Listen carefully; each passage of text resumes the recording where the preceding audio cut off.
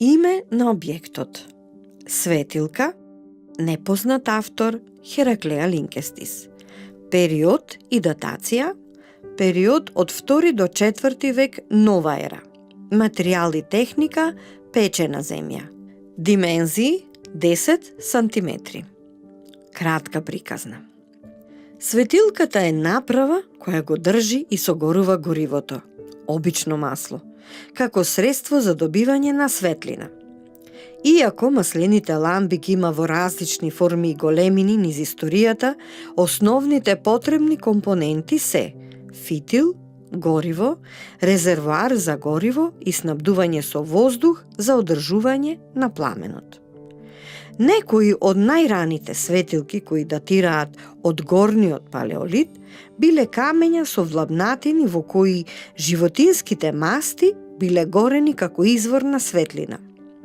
Школките исто така биле користени како светилки.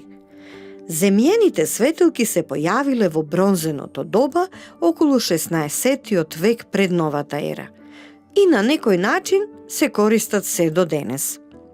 Првично, тие се во форма на чинија со пловечки фитил, а набргу потоа овие чинии почнаа да се развиваат во заоблен или превиткан рап, па се до скоро затворен сад кој резултираше со клун и служеше за одржување на фитилот, со што се контролираат и пламенот и чадот.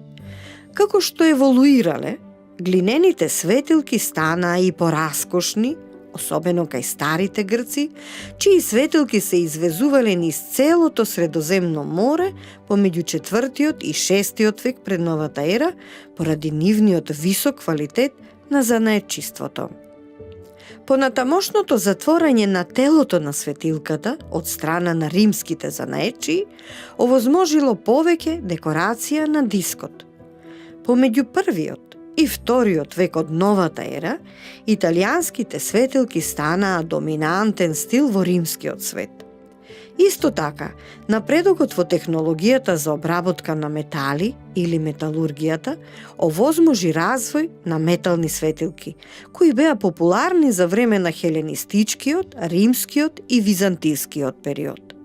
Светилките биле користени од нашите предци во затворени простории на отворено, а имаа утилитарна, ритуална и символична намена.